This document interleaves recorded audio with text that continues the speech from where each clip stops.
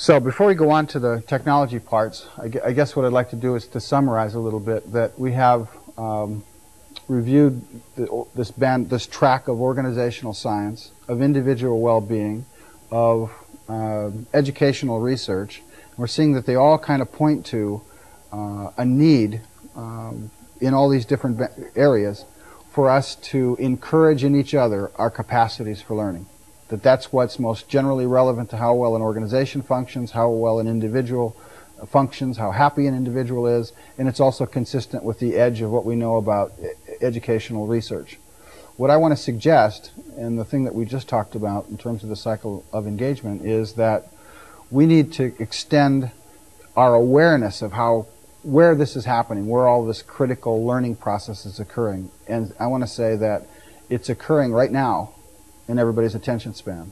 It's not happening tomorrow or yesterday. It's happening right now. It's happening in the kind of ever-present now of learning. And that as we move our ability to sense the learner's needs through various technology and through various things that are emerging in the classroom and in the organizations and businesses, that what we're going to find, I think, is that multimedia technology, other types of computer-assisted learning environments, virtual realities, are going to become ever more responsive to the fluctuating meaning needs which are at the core of somebody's capacity for learning. So I think that all this characterizes an orientation shift, a shift in how we view the significance of learning. Because in the past, we have not been concerned with facilitating the development of learners. Rather, we've been concerned with producing knowers. We've been concerned with creating environments in which people pop out who have a particular competency bandwidth, a particular ability to know certain things, a certain grouping of skills. We have not designed our educational systems, our computer systems, our multimedia systems, our overall learning environments as if our primary concern was to extend somebody's capacities for learning. And yet what we're seeing now, to come back to this other point, was whether we look at it organizationally or whether we look at it individually or whether we look at it at the educational research level and numerous other levels, that there's nothing more critical than helping somebody extend their capacities for learning, because it includes knowing, but it transcends it. It's much more relevant. So I think that one of the things that characterizes the change in the world right now that multimedia is capable of responding to is we are shifting from knowers to learners in our emphasis.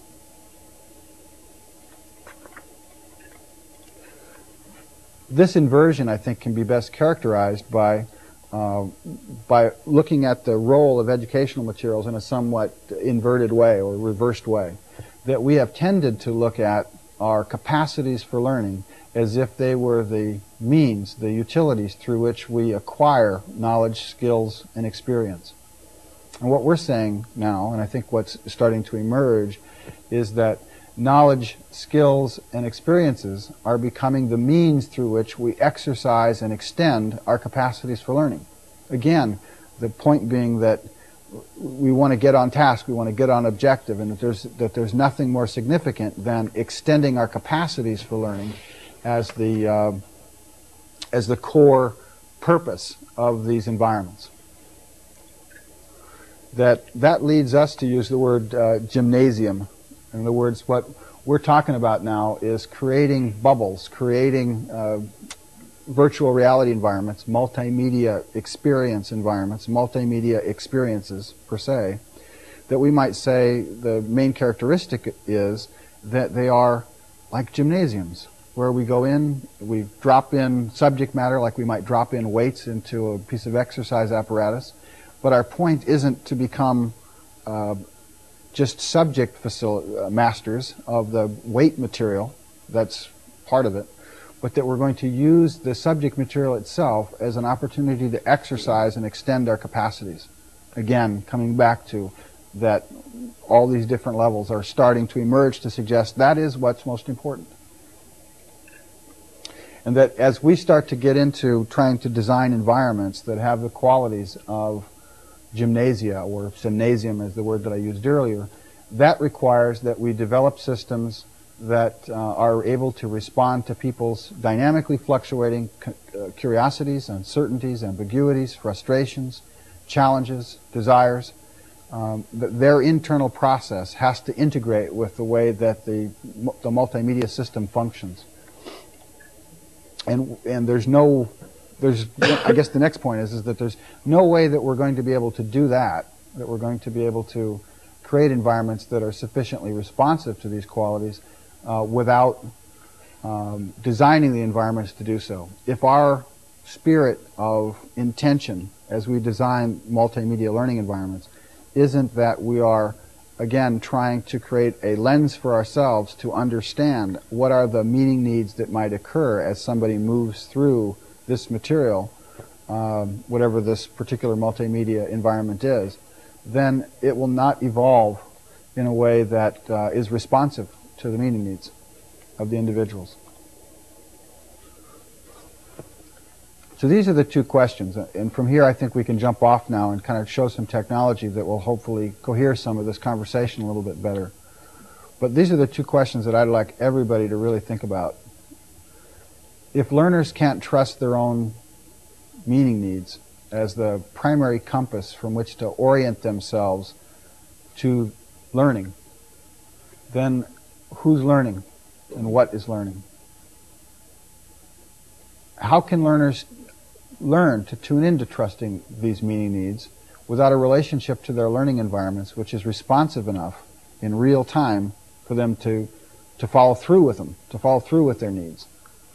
So again, what we're trying to say is that just as a child wouldn't learn to walk except in the field created by gravity where they can kind of differentiate themselves, or they wouldn't learn to swim in water that was when they put their hand in it, took a half second back before the water came back to meet their hand. They wouldn't learn to swim.